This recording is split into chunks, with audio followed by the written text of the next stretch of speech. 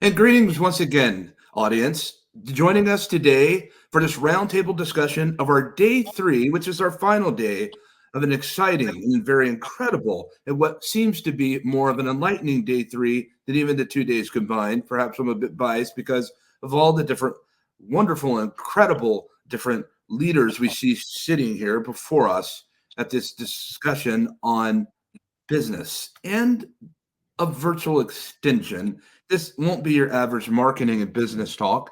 That's not how we operate at GatherVerse. But we also are ones that add in the human layer to this discussion.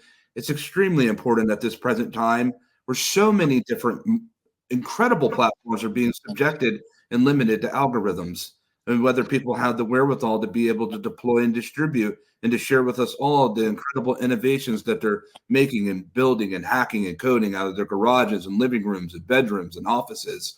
We're here to bring those that are with us all the way to this particular summit discussion. Today, we're brought by Jay Schnorr, Mariah Pelias, Casey Jensen, Devonna May, and Chirag. But I want each of you to be able to introduce yourselves and who you are, and more importantly, why have you arrived to this particular discussion with us today? We'll begin with the closest one to me. It's Jay, please. Hi, my name is Jay Schnorr. I'm founder of VetX Solutions here in the United States.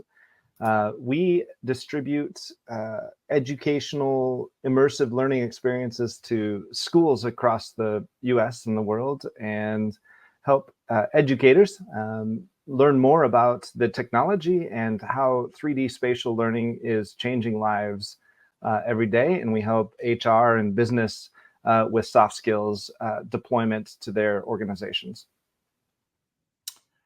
Great. Jay, we welcome and we greet you. And Mariah, we're happy to have you with us again. Hey, Maria. I am the founder of Maria Pale PR. I work with technologists, creators, and different entrepreneurs in different sectors to amplify their voices and their projects within their brands. Primarily, I would say X, name a technology company, turned their own CEO, founder of a lot of different apps and AI companies. Maria, forgive my mispronunciation of your name. I'm short of memory when it comes to such. No, it's so good. It's all good. We're so happy to have you with us again. Casey. Thank you. Hey, everyone. It's great to be here again. Awesome day. It's cold here in Texas today. It's like in the 50s, which is cold for us, but it's got me excited today, so it's good. So, yeah, I'm a consultant. I've been in this space for quite a while now, starting digital way back in the early days. And, I'm just really excited about where we're going right now. We've been through some interesting times the last couple of years, but I work with brands and I work with the platforms and other technologies really to help educate, help match up the right technologies with the right brands and vice versa to really understand their goals and make sure that they're going into these things with their eyes wide open and that they're able to match up with their existing metrics and the things that they want to achieve and really try to do it right the first time and get out there and start working this into all their different product segments and strategies to start really having a consistent feel to get into these different areas and worlds. Quite important, Casey. Thank you for joining us. Devonna.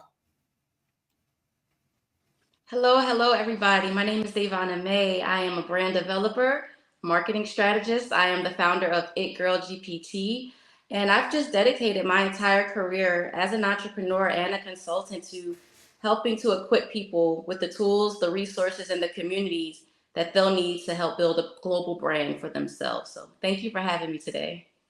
We're happy to have you here. Chirag. Yes, good morning, everyone. Hi, my name is Chirag, and during my 9 to 5, I work in one of the world's largest tech companies, working with some of the world's largest global advertisers on crisis management and customer experience. And then what we call sort of the 5 to 9 is I get to travel the nation giving talks about marketing and branding, where we get to talk a little bit about how do you actually build an effective marketing message and then use storytelling. And hopefully we'll get a little bit into it in this virtual world as well. How do you stand out and make sure people are resonating or connecting with you? We're very happy to have you, Chirag. Yes. We're very happy to have each of you with us. We're going to run into a series of questions, and we'll be a little bit on path and off. And before we address this first question, audience that you see on the particular screen, when we think about marketing and visual communication in this machine readable world that we find ourselves in, Casey, I want to take it to this level before we really launch pad into these series of questions. Is with the accelerated fashion of what we're seeing when it comes to the deployment of emerging technologies and the virtual layer in particular, how is it that marketers, brand experts, such as all of you, how is it that you're able to keep up with the cadence and the level of innovation to be able to market in the first place? And what are some of the obstacles and what are some of the successes that you see with the opportunities in this AI-driven world of immersive innovation? Yeah, well, I think first off is when you work with brands, especially big brands, I think their eyes can get really big. They can get really excited about a lot of things. And then a lot of people start getting involved and excited. And all of a sudden you're trying to do a lot of different things. And I think what I always try to do is sort of pull people back in the beginning, especially. And, let's focus on a use case. Let's focus on something relative to what you're already doing, what you're having success with, that we can match up with some of these solutions and these experiences. And I think the best way to do it is really to find that, focus on it, go out and start taking small wins, start seeing how you can have success in these areas, and then build on that throughout the company, throughout different areas, product segments, things of that nature. So I think that's one of the biggest things I've learned is that really starting small and trying to build up to other things that you want to do, because there's a lot of cool stuff you can do. And some of those things that you've got to tell them too, they've got to learn that some of those just don't fit with their brand too. So you've got to really go back to your brand and you've got to be able to understand what's going to really be natural for our brand to work within these environments. I think that's a really big thing that you have to look at in the beginning. Noted and well taken. Maria, I want to route into you because it seems to me that we're dealing with a much more prospective, ubiquitous canvas to be able to market brands in the first place. It seems like the internet just became incredibly more expansive. It's almost as the internet just began as a thin layer and it's expanded into a whole complex of just information readily available. We find ourselves moving from the information age into the applications renaissance and heading here into the AI era of work.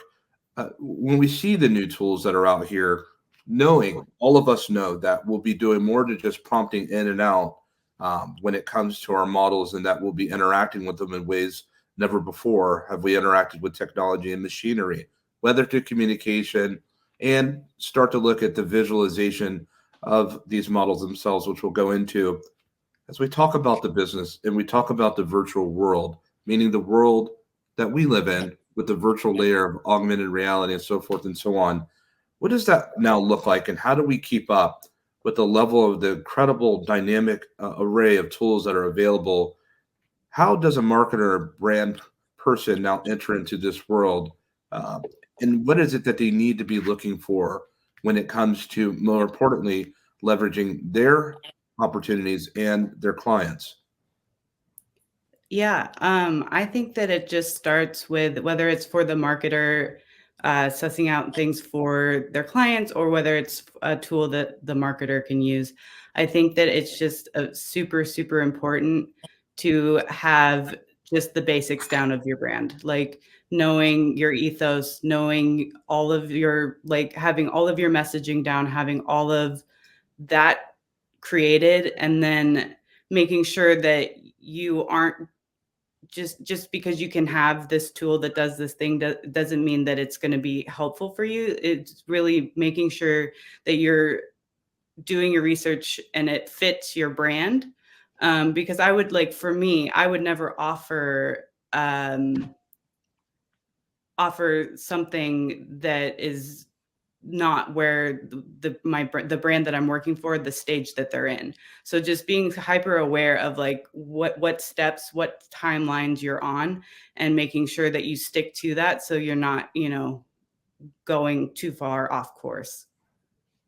Indeed. And thank you for sharing. We'll come back to you shortly. Chirag, help me to understand something here. Let's kind of get the brass tacks. Let's get the business here. So we talk about brand, we talk about marketing. Let's go to first principles. We talk about aesthetics, we talk about design, schematics, font, typography, the beautiful things of what we see. And as a marketer, as those in brand, it's up to us to be able to create the brand storytelling, to find a tribal identity, and to be able to bring people into these ecosystems that they were naturally looking for, desiring, or seeking in the first place. How do we take this new digital canvas, this intelligent canvas, and market to the world now? Yeah, no, good question. I think I'm gonna probably touch on what Casey and I apologize, Mariah. How do you pronounce Maria, it? Maria. Yeah. Maria, apologies for that. West But I Side think Story. Go ahead. I'm gonna touch on what they've said, right? I think the fundamental argument that they're making is that despite all the new technology and this whole new world that we're looking at, marketing and branding are still fundamental. They have practices that have existed for centuries, right? I mean, you could argue even some of the earliest civilizations, all the idea of building a collective narrative or being a tribe was marketing and branding in of itself, right? So regardless of the tools that we're going to see, I mean, there's certain things that you mentioned, like your logos, your fonts, your color schemes, right? But I would go even further is like, there are theories like the AIDA marketing funnel, right? Which breaks down the customer journey into 4 basic steps. They become aware of you, interested in you, desire you, they take the action you want them to take. Whether you're doing that back in the 1800s or if you're doing that now with the digital world, it'll still be the same 4 steps that people go through. How quickly they go through that, how much information they have, that's the stuff that's going to change. So I think first things first is, like the 2 speakers before me spoke, figure out your fundamentals, right? Imagine that this is a storefront and not a virtual world. Allow yourself to first design your customer journey using that normal, whatever makes sense to you. And then from there, start looking at, well, where am I lacking or where can this technology help amplify what I'm doing? So rather than looking at like a Chat GPT or a Gemini or any of these platforms and going, okay, now that this exists, I must find a use for it. Instead, go, well, where do I, in my current journey or my marketing and branding sort of ecosystem, where can I use these tools to enhance something? I can't figure out my topography and my color scheme. Well, there are plenty of AI or sort of virtual tools out there. I want to figure out how to get closer to my audience to interact with them. Well, look at virtual worlds. But this idea of going first with the basic, figuring out what your needs are, and then using the tools to solve for those needs until at least we get to a base equilibrium at some point over the next couple of years. Indeed. And it's interesting you use that. That's a very appropriate terminology on top of the expressions that you just shared. Thank you about the base equilibrium, because it seems like we've kind of reset, haven't we, in some way that Devana, I'm a startup. I'm a corporation. We're all starting even. There's a new litany of tools that have been presented into the world, many of which we know, the majority of which we don't. This poses a unique challenge for every single business in the world heading in forever, that we're never going back. We've never been this way before. What are these unique challenges that brands, that companies face with heading into this era of frontier intelligence? What are some of the things that you're seeing when it comes to this new era of marketing and opportunity? I think it all boils down to a sense of identity. And I resonate with what the previous speaker spoke of about having a foundation, knowing who you are, defining your brand before you allow, defining your brand and not allowing the new tech tools to define it. So you have to start off with that foundation that I think we're all speaking of. The first thing is to know what your inspiration and vision is. Have a well-defined roadmap for that. And then you're also going to want to set some standards as far as what your core values are. And then you're going to want to understand what your audience needs. So you're going to define your target audience. And then you're going to explore the different technologies and tools to help enhance the messaging, the core values, and the journey that your audience is going on. I think that if you can kind of go back to those foundational principles, you'll always have a steady and stable brand that's going to give you longevity and that people will appreciate, and that's going to outlast all of the changes and innovations in technology. So there are challenges and there are learning curves, but the things that won't change are your foundational principles, are the ways that you want to serve your audience, and then you use the technologies to help enhance those things. How do you identify with your, as a follow-up, how do we identify with our audiences? As a marketer, having a new satchel of tools, if you will, and you're walking and crossing the Serengeti and the plains and the deserts and hiking and going up in the mountains and the forest, Jay, how do we take these tools that are new to us, they're new to companies, they're new to everyone, how do we know what works quickly and which ones don't? Well, I think that's experimentation. We talk about knowing your foundations before you start, but also knowing your market. Pilots, paid pilots, market studies. There's a lot of companies out there that charge a lot for it, but there's a lot that you can do on your own to get that foundation right before you create your digital world or your 3D spatial world for that space. I think the fundamental piece in all of this is authenticity, is knowing what you're giving in your value proposition out there, and then having your audience with all of these new tools. These are all just tools of engagement. All of these tools are coming about because engagement is growing with an audience and the people marketing. It's no longer that authoritative marketing space. And that satchel of tools, you said, knowing which ones are out there is one of the hardest. There's a lot that don't work well, and there's a lot that work well, but having that technical fluency as you're approaching this is important. So a lot of research, a lot of authenticity, experimentation with your brand. We're on a journey every day to know ourselves, right? And so to know ourselves, we know our business, and once we know our business, we can present that out in a really virtual, engaging piece. But one thing I just wanted to point out is all of this is changing so fast, and we have a new market of digital expectance. We use this a lot with our educational presentations, and we are all digital natives here in this GatherVerse from all of your ages, I can see. But the new age of people that are, coming into their 20s are digital expectants. They've been engaging with, not just using, but engaging with technology and expecting us to present our brands, our authenticity, our character in a more engaging way. And I think that's one of the reasons we're seeing the speed and rise of so many of these tools for marketing. But Maria, when I go into, and thank you, Jay, when I go into a platform like Instagram, let's have a little walk in there. I go into Instagram, I go into the Meta ecosystem, if you will, and audience, this is not a plug for them, certainly not, but this is the one that's going to be relatable to one of the biggest social centralized places in the world of people. When I go in there now, I see Llama 3.1, subsequent 3.2 all over the place, meeting their AI model. What does that mean for me as a business? What does that mean for me as a marketer? What does that mean for my own self-brand equity when I'm using these tools or I see them? I've never seen that before. I've never interacted with machines before. There are still over 50% of this world and population. They've never touched AI in the way that we have, if you will. What does that mean today? So I'm a big advocate for, which I think that's why we're here, right? It's to enhance. So I think that especially like on platforms like Instagram, or whatever social platform, I see it on LinkedIn too. You still need to be creating content and putting out different content that you know about, versus like it's very easy to see between, you can pretty much tell when someone is talking about something they know, and then maybe they've just like fact checked it or whatever they're doing with the AI, versus this is AI written. It's just copy and pasted. And it doesn't bring authenticity to your brand.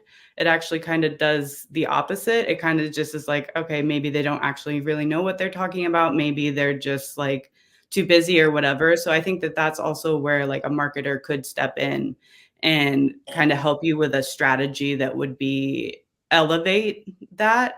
So you're maybe just utilizing that tool in a smaller capacity, but not to, you don't want to showcase showcase that you're inauthentic. You don't want to showcase that you don't know what you're talking about, even if it just seems small on Instagram or whatever it is. Like you want to be putting things out there that represent your brand. So you utilizing these tools in a good way versus just a quick fix.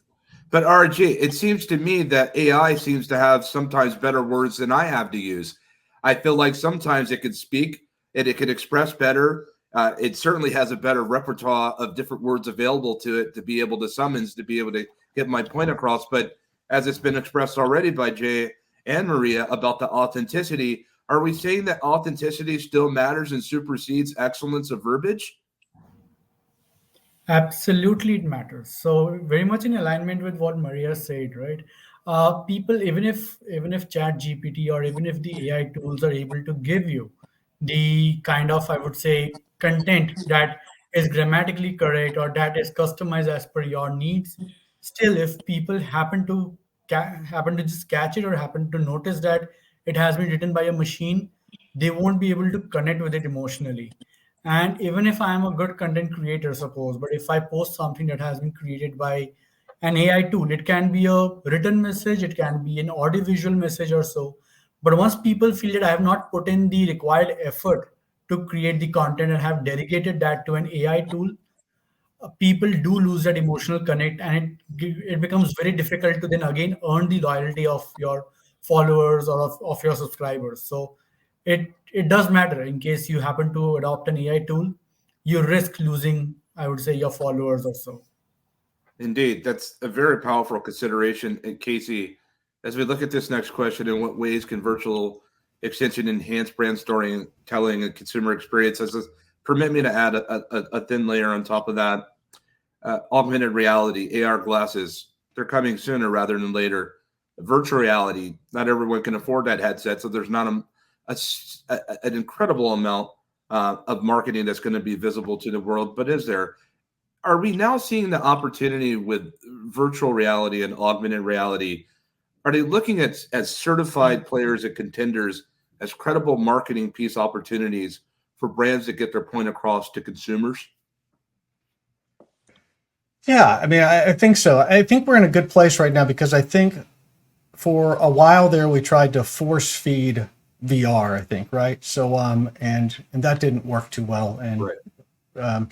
And I think now we're finally in this space where we can use these tools to work together, but bridge the experience from the physical and the virtual. And you know what I'm finding out there is, you know, since COVID, now people want to go to events, right? They want both. They want to be able to, if they can't go to something, they want to be able to have the virtual experience. But if they're there, they want to have the full experiences with layered on digital enhancements, whether that be, you know, AR or 3D environments, different things. And I think that's a really sweet spot right now, is sort of I hate the word phygital, and hopefully we'll come up with a new term to that soon. But it's like, you know, I think we're really understanding that we need to meet people where they are, not try to force them. I mean, one thing I learned at Google back in the day is, you know, focus on the user always, meet them where they are, develop things based on what they're doing, what they want. And also now with AI and things, we can really personalize that experience to that individual. So I believe, you know, AR is opening the doors to so much more opportunities now. And that's why you're seeing the big companies sort of pivot a lot of resources to these things. And it doesn't mean that VR's not valid or going away. It's just, it's the bridge that I think helps all of this work together more effectively. And again, different brands, different strategies are going to need different things at different times. But I think that's sort of where it is right now. Indeed. It's Chirag, and thank you, Casey. And Devonna, we're getting ready to head over to you in just a moment. It's Chirag. A few weeks ago, last month, Fei Li, who's a brilliant mind for AI, she raised about a $250 million raise for a platform that doesn't exist, but she's building a platform of virtual worlds or environments in dealing with what we call spatial intelligence. And we're starting to see this. An audience, for you that's not familiar, Spatial intelligence is more or less of what we've been talking about with immersive intelligence or spatial computing, but with the layer of artificial intelligence as one. And these applied sciences are merge pairing together, as we know that all technologies abide within the ecohabitat. They scale, they pair together, and on a amorphous scale, they're turning into things that we've never even fathomed or considered, or that have remained in novel. Chirag, listening to what Casey just expressed to us about virtuality in juxtaposition of augmented reality, what unique ways do these tools of virtual and the layer of artificial intelligence, what unique ways are you seeing that may present opportunity for businesses and brands to use that have never been used before in this fashion to express? Your mic, sir. We're only a few years into the pandemic, and still I'm doing the unmuting issue, right? I think we would almost want to look backwards, right, as well. This idea of so for example, we could take a look at let's take a look at MasterCard, right? And not a sponsorship here, right? But just a great example here. MasterCard recently shifted. We're all familiar with maybe their priceless campaign that's been running for many years. Now what they've shifted to do as well is they started asking questions like, well, if our brand had a sound, what would that sound be? And so they've worked with artists to create a signature sound for MasterCard. They've also done a signature, like what would our brand taste like, or what would it smell like? So they've created perfumes, they've created macaroons that are like supposed to be the flavor. And if some of these things tend to feel very abstract, right? Or like the macaroons, are people really going to buy the macaroons? Some of them are a lot more practical. Like, okay, when you go to check out with the MasterCard, it will play a certain sound across certain websites, right? To almost encourage you, like, hey, okay, I've just used it again. Like, what does it mean to be part of this brand? And I think touching a little bit on what Arjit said as well is when people, that idea of using AI for your voice as well, it does feel a bit disconnected for people when it doesn't match your general brand noise, your brand voice to begin with. These tools are incredibly powerful. They're getting more and more powerful every single day. Christopher, to your point, there's so many synergies happening. I mean, one of the best examples, the Nobel Peace Prize, being a bit confused as to, well, what category do we put AI computing in for some of the breakthroughs that they've had? Do we count that as part of physics, for example? We are seeing intersections here. I think you look backwards to then look forward. So, for example, the idea of a smell that your company has, I mean, these are scratchers that used to come in magazines for different perfume brands. Right now, we're just taking that and we're taking that one level further. And perhaps later on with these VR headsets and with the AR headsets, we're taking it even step further by doing things like having smell instead of just sound and sight in some of these headsets. But I think what we're probably going to keep harping on, and I think many of us are coming back to that same thing, is as long as you know your core brand, how it exists in the real world, in the virtual world, it's a lot less complicated than we seem to be making it. It's often just carrying those things over one step at a time as the tools become available. So be very clear on what you have at the moment and then start looking at the tools to go, okay, well, how can I translate this over? Does that make sense? It makes completely sense. And as I'm listening under the sound of each of your voices, Devana, I'm sitting here thinking on something which Jay reiterated around you and as well. It seems to me that we're going back to first principles, as Chirag just said, that we're looking back. Also, we're looking at the tools that we're no longer, as Casey expressed, attempting to force feed and Maria, with all the different things that you do that I've seen you express when it comes to PR, if you will, it's rather extraordinary that you're able to reach to so many different people in your audiences. But Devana, it seems to me that there's a level of courage that's now needed to present yourself with the intent that you know, or the expectation that you may fail, that the post that you make at 11 a.m. on LinkedIn may be seen by 2 people versus the post that you make the next day of the same time may be seen by 100 people, but to suffer what we would look at as embarrassment, because the reality is that we are still getting used to the expanded upscale of social media, let alone there's new sciences that have entered and new tools that have entered in that are virtual, that are intelligent, if you will, semi-intelligent, that are now pairing together. Where do we find the courage to be able to enter into this frontier? And what are you saying to people that are watching all of us now at GatherVerse.live and elsewhere? What do you say to them about the courage it takes to be able to enter into this unseen veil? Yes, I love that. So this is all about giving yourself permission to discover, to evolve, and to explore with our changing times. You can still do all of that while maintaining your core values. And the best part about it is you can bring your community along for the ride. It's about being transparent. We all know that these are unfamiliar territories that we're navigating, and we're doing it together. Some of us may be one step ahead. It doesn't matter where you are in that journey. We are still in a space where there are going to be inconsistencies. There's going to be things that we don't do well. So with that, it's best to just acknowledge it, to be honest about it, to be transparent, and to bring your audience along on that journey with you. I think that they will appreciate that. And in doing so, you're not only testing out the technologies, you're seeing what's working, you're seeing what you're getting the learning curve, and you're also allowing your creativity to expand, your expertise to expand. And some ways that you can bring your audience along is just highlighting their journeys, allowing their testimonies to be user generated content. You're also repurposing old materials in new ways using all of these new technologies. So it's just a really exciting time to keep doing what you've been doing, using the new tools, but just really giving yourself the permission to quote unquote fail.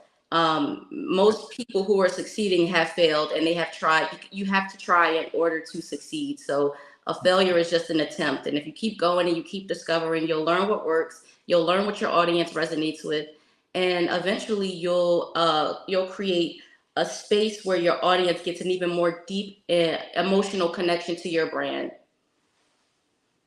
Excuse me. Thank you for expressing that, Devana. This is we're getting in more to the personable, intimate side of this discussion, Jay, because as a CEO and a founder, there's thousands of entrepreneurs that are part of the GatherVerse community and ecosystem. There's many of us have started our platforms in this digital era. Not even the AI era, if you will, but in digital. But it seems to me that I don't know if we're allowed to hang on to the very first principles of what we've known and how we've entered into this. As we're all pioneers, finding a way forward and sharing notes with each other around the campfire, if you will. But now it seems there's a new demand of expectation from what audiences, what your customers would want, how they want to be presented and spoken to, how they want information shared, deployed, and delivered to them. Do we stay where we're at, or must we climb this mountain into this new frontier of opportunity? Well, I think this touches on two cornerstones. One is access for our markets. Everybody has a cell phone. And as it was pointed out about the VR headsets, VR is just a fully immersive environment. The headsets was the tool. This is now being spread across for more access to everybody with those phones. So immersive environments, we're watching the transformation of the web from two-dimensional, what we're doing right here. And we do it here because it's accessible to everybody right now. But soon that won't, the 3D environment will be accessible to everybody. And the tools, the AR glasses, the VR glasses, the mixed reality, we're going to see all those merge up. So to your question, you don't have a choice but to climb and build your plane as it's flying. It's moving so fast. There's no going backwards. There is adapting to make sure that this technology is equitable, that everyone has access to it, and that it's takes diverse perspectives as it's being built. And I think it takes all of us participating and failing. To Devana's point, you have to. We're going to put a part in that doesn't seem to work, and we have to replace that part and do something different. And then we have to take notes from each other, like you said, Christopher, in terms of how we're going to move forward. But I don't think it's really a choice to not change. If you don't change and adapt so that those digital expectants can continue to engage in humanity through these environments, then you will die off. That's just my personal opinion. We have to change, and we have to hang on and embrace it and make sure everybody has access to it. RG, can you imagine that there's a virtual environment that, for the very most part, within this virtual ecosystem that no one's ever stepped in, and here you are stepping in for the first time, Mhm. And we know that the world has adopted this whole ecosystem. Arjit, let me ask you something. How do you feel about stepping into an environment of virtual expansion of spatial intelligence? How does this make you feel about the unknown, going into a place that there is no roadmap, there is no guidebook, there's not even a North Star to be able to follow? What do you do as an entrepreneur, as a pioneer, as a technologist? How do you communicate with this new world that knows how to communicate with you, and you need to be able to expand this to communicate to others? Well, first of all, I'll be quite enthused about the virtual environment because, in case there is something new coming up, which is promising something very different from the physical worlds that we are in, it definitely opens up a Pandora's box, I would say, of possibilities as well as perils. So, basically, to begin with, I will be quite excited on a personal level because I'll always be interested to know what more can a person do in the virtual environment. Are the senses or the abilities that we have in the physical world, do they see an extension in the augmented world, or I would say the metaverse world? However, having said that, when I think from the mind of a technologist, I would also be concerned that when I'm stepping into this environment, so in physical environment, I know who is watching me, how I am being judged, what kind of interpretations are people having about me. If I'm entering into a virtual world, which I have no idea about, I will really be concerned about the kind of data or the kind of information somebody is Mm. capturing. And as you said, Christopher, we may not even know who is owning the virtual platform and who is actually calling the shots. So if we do not know who is capturing what kind of behavioral elements about us from the, I would say, from the interactions that we have in the virtual environment, that can be a point of concern. Plus, I may also be concerned that will that environment be customized for me. So, for example, right now I'm sitting in my home, I am sitting in my comfort zone, I feel very secure right now, right? However, when I step into a virtual world, I may not know whether that environment will be customized to my preferences, or if I'm entering into that world with, say, my kids or my relatives, will the content that will be exposed to me in that virtual world, will that be personalized and will be hygienic to the, I would say, to the moral and cultural values of the people in there? So there will be a mix of excitement and concern when I think I would be visiting a virtual world. You bring up remarkable points, especially when we think about body autonomy, because it's not just our cursor that's going into this virtual world. In a lot of ways, we are our own selves, and virtual representations of our own selves are also going into this world. And as Jay just incredibly expressed, that it's climb or die, if you will. As thick as that may sound, there's a lot of truth to that. But Chirag, I kind of want to I want to take it off of the technology for the moment, and I want to go back to the marketer and to the brand expert, because I feel like this is really important consideration that this is arising from this discussion. If we're seeing technology scale and change, if you will, and morph into different things, might we start to look at the era of the brand and marketing expert, that she or he are changing as well? The role, who they are. If I took a marketing course, and if I took a brand course in 2015 or 2020, it seems like it almost may be archaic compared to what it is the role of the marketer and brand and PR expert at 2024 forward. Yeah, absolutely. Well, I think the distinction here to be made is your brand versus your marketing, right? Your brand is, or at least the way I often explain it, your brand is, well, who are you and what do you want to stand for? What do you want people to say when they're talking about you and you're not in the room? And versus your marketing is, well, how do you share that message in unique ways to remind them? Right. So on the brand aspect, and I think many of us have touched on this, things don't really change, right? Your brand message tends to stay. You figure out your message, whether that's in the real world or in the virtual world. So that part, I can argue that a lot of the teachings there still work, right?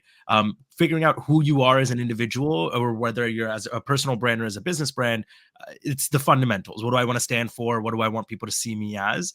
The marketing side drastically changes, right? But we saw the same thing happen when we moved over to, say, digital marketing, right? Suddenly the marketer no longer, back then we used to have newspaper ads, right? You had to be very The best marketers were the ones that had the connections with the newspapers and knew exactly how to get your ad in front of people, or the right copywriters who knew exactly what the word count were. There's like the technical details. Moving over to digital, now it's like who can get you the best click-through rate, or who knows exactly how to work with some of the newest emerging tools in these large sort of ecosystems. Similarly, you're going to be moving into this new world as well, right? And I would argue for marketers that want to jump into this is jump into it from a technological standpoint, not from a marketing standpoint. Because if you can understand, What's the difference on that, please? so the difference there is taking what you already know and trying to carry that over will often keep you in the old world, right? So for example, if you're trying to go through and still look at the same metrics and be like, okay, well, what's my equivalent of a click-through rate or my equivalent of impressions here? That might be very different, right? Impressions, the number of people seeing your billboard because there was a billboard there versus the number of people seeing your ad on a digital surface, two completely different ecosystems, and yet we still use the same word for that. So I think what I would advise marketers to do is still learn the basic marketing tools. I mean, a lot of this, the world as it exists right now isn't going anywhere for at least the next 10 years, right? Things like you mentioned, we still have a large percentage of the population, of the world's population, not even having access to reliable internet yet, right? So things will still exist. But if you're jumping into this new world, go into it with this idea of just, okay, let me just explore all these new tools. What does this do? What does that do? And then try to tie it back to what you're already doing. Don't walk in there just going in, okay, I'm going to try to be a digital marketer in this virtual world. I'm going in as a virtual world explorer. Oh, this is some ties that I can bring back to the marketing world that I work in. Does that make sense there? It makes plenty of sense. Yeah. And thank you for sharing that, because Casey, it seems like as I'm listening to everything collectively and intaking all of the expressions of each of you are saying, the constant thematic is authenticity. Because Chirag, if you're saying don't go into this new expanse with the things that you've already known, it seems to me that if I'm not going into this expanse with the things that I've known, the only thing I can go in is with myself. And it's myself being able to discover and to be able to express that, instead of having to worry about my count meter of how many likes or reactions I got. Does that even matter into this new frontier that we're heading into? You hit it right perfectly. Absolutely. And so, and in segue, if you will, to bring this over from you, Chirag, to Casey and Maria, we're coming up in just a moment, and all of you. When I now think about this consideration, but Chirag, hey, he's really talking about manifestations change, but principles remain the same. That thinking about this, Casey, and in concert with this question that we have here, it seems to me. And Casey, shut me down. Tell me if I'm not looking at this right. But it seems to me that a small business, a mid-sized business, can compete with the large company or corporation that a smaller ships turn quicker in the channel than others, partly because the level of democratized access of tools that we have, and what we see coming in with Swarm AI and agentic models, that we're going to be able to equip ourselves in ways we've never have been before, that a one woman, one man business can now all of a sudden become 10 to 20 fold, if you will, if not more. Is this the opportunity that we have as small and mid-sized businesses? Do we have this opportunity to compete in that way, in this fashion, with these models heading into the virtualization? I think they're going to be able to take advantage of this more than anybody, as those businesses. The other day I was watching a podcast, I forgot what it was, and they said that, in the next 10 years, there's going to be a one-person business that's $1 billion company. And when you think about that, it just seems crazy, right? But that's sort of the direction we're going. I mean, there's not a better way it's so easy for small or medium businesses to pivot quickly, move quickly. And in this environment, that's a huge advantage, right? To be able to identify a niche audience and execute on it, right? With some type of experience or cool thing, to be able to do many of them as you go forward, to be able to, look at, creators and micro influencers and be able to work with them and target them so much easier than if you're going through a big organization in many cases. So, that's one thing that I think is very exciting. And it's funny because a lot of the smaller businesses, I think they're not getting a lot of the love and education in some of these ways. They're trying to sort of have to feel things out. But with them, there's a huge opportunity to everything from marketing to operations to everything. They can really compete with these larger brands now when it comes to that. One thing I did want to mention on the other thing we're talking about marketing is, instead of looking at how new we're going to market, what about looking at how things that you could never do very well that you can do well now with this kind of stuff? So not necessarily new, but think about now that your users, your customers are your explorers out there now. They're live out there in these areas, finding out where they're exploring, what they're doing, being able to build community. I think building community, everybody's brands wanted to do that. Build community, get engagement, interaction. Social platforms is really difficult to do that, no matter what they look like.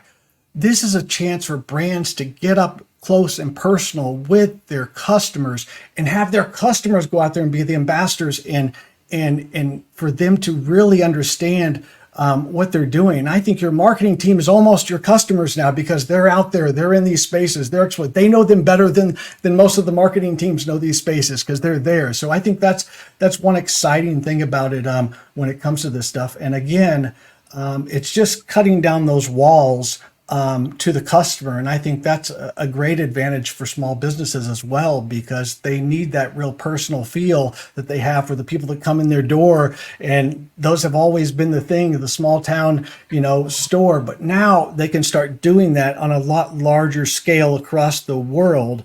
And that's going to open them up to be able to compete with all kinds of different companies. I find that rather interesting, is the intimacy and the level of communication that we have with those that we represent and those that we chop wood with together in the forest.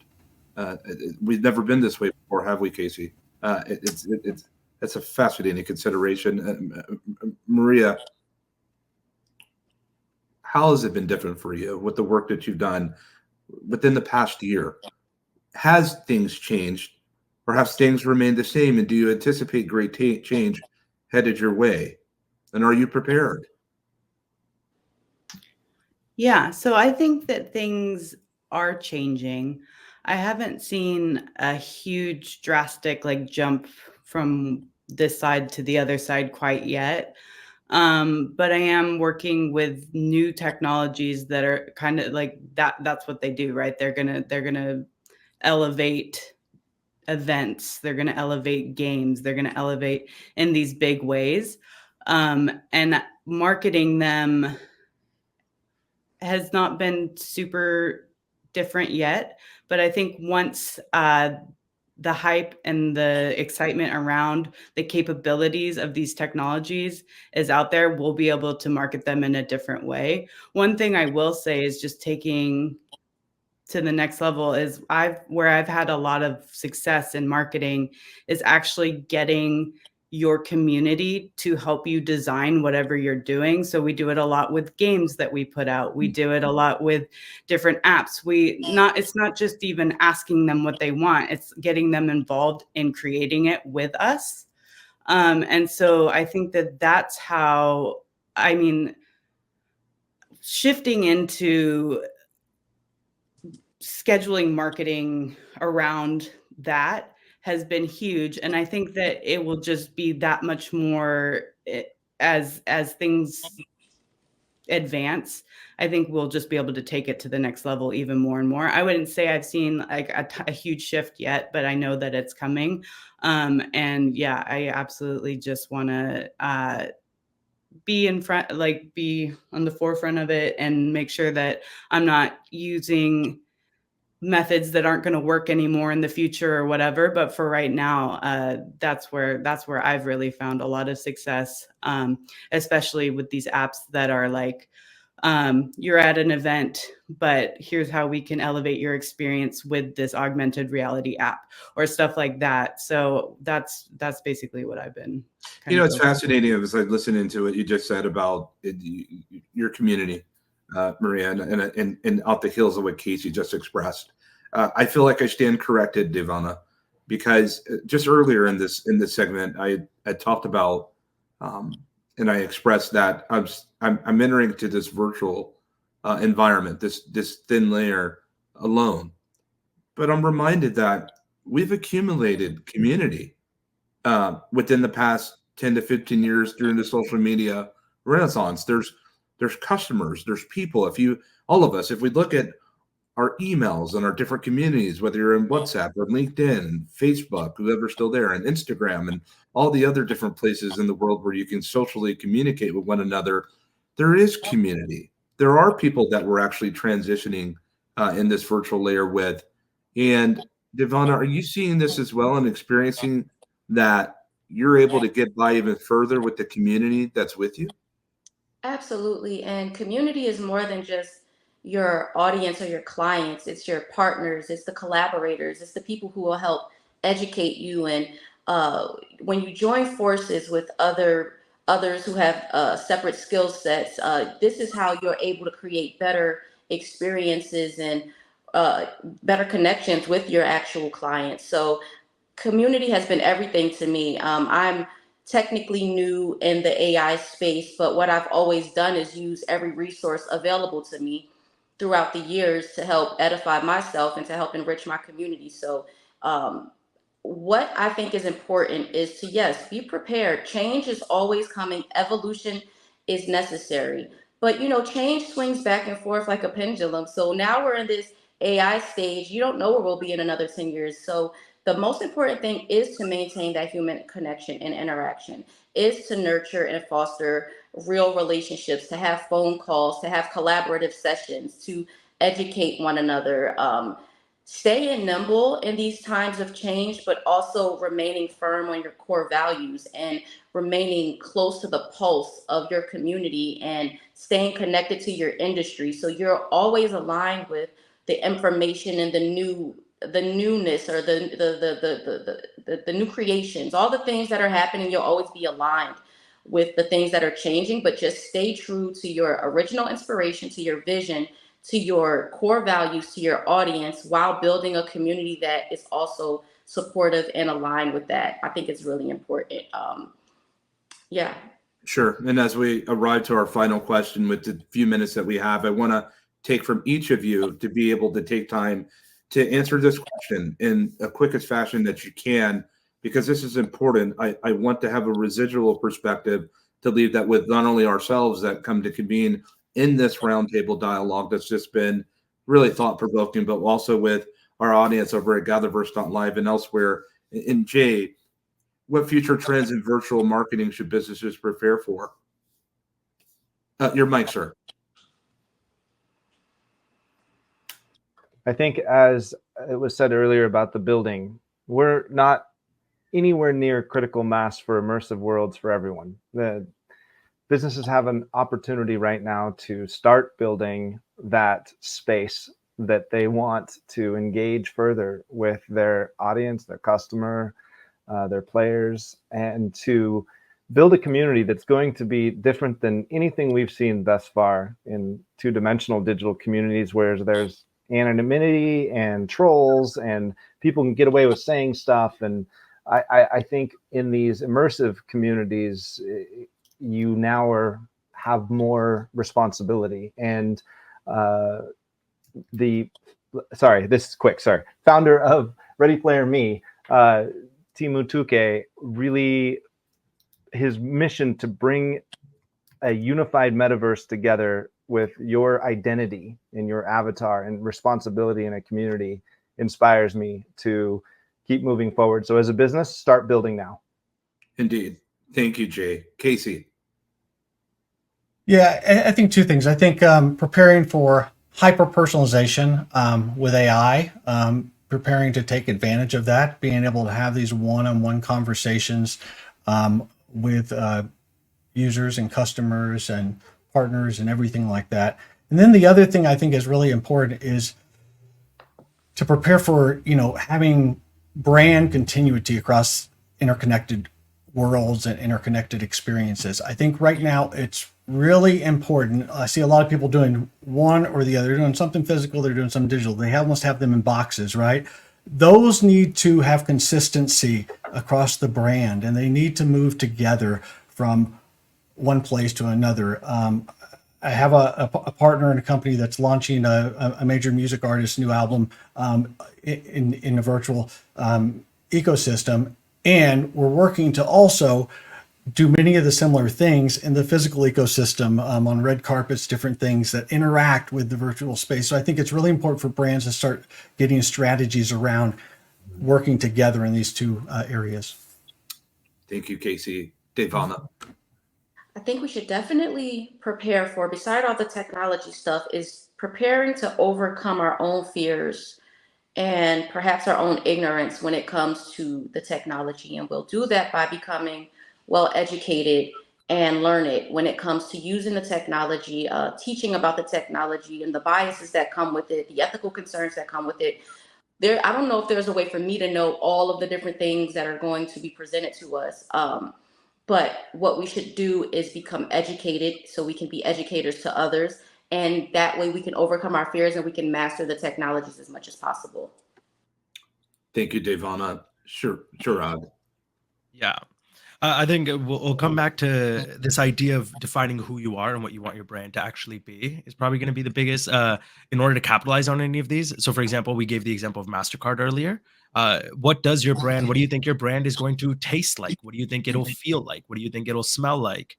So with these future trends is the beauty is if you take the time now while everything is still being figured out to essentially define some of these things, right? Like what does my physical business or brand feel like?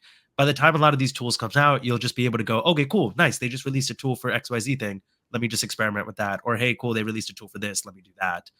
Taking the time to write out your brand stories and narratives now so that you have a physical document that outlines what your brand stands for and the tone that you have. Well, you can use that to then train any of the AI models that come out in the next couple of years to have your voice and to Arjun's point, be more authentic. So I think the storyline I've constantly been pushing here is look back first and take the time now to regroup in the real world before this stuff gets a lot more real over the next couple of years. What a fascinating consideration, each of these expressions. Arjit.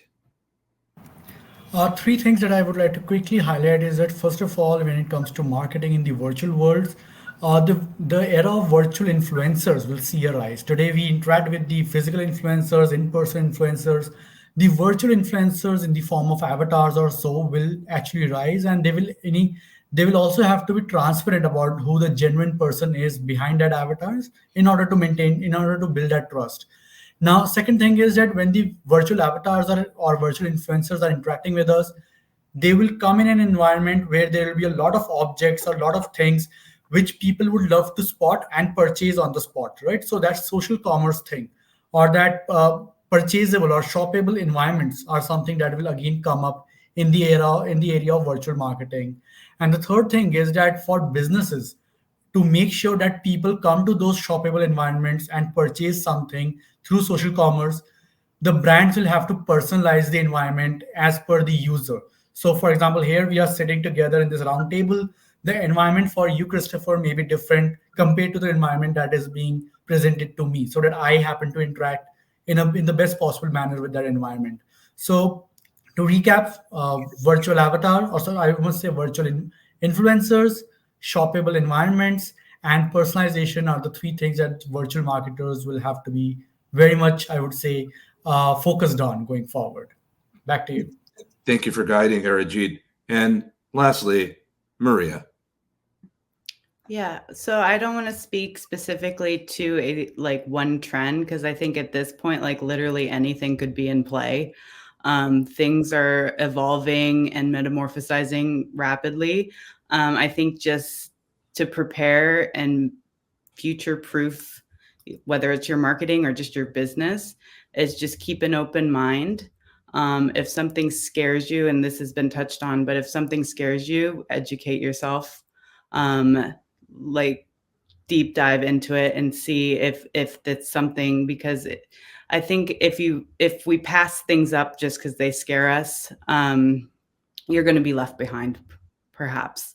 Maybe not, but it's something that maybe where if you just get more knowledge about it, it's not as scary as it seems, and just going in with an open mind, and then on the other side of things, create these creators and technologists just be creating in ethical and an ethical way, so that we can intersect and make a better world.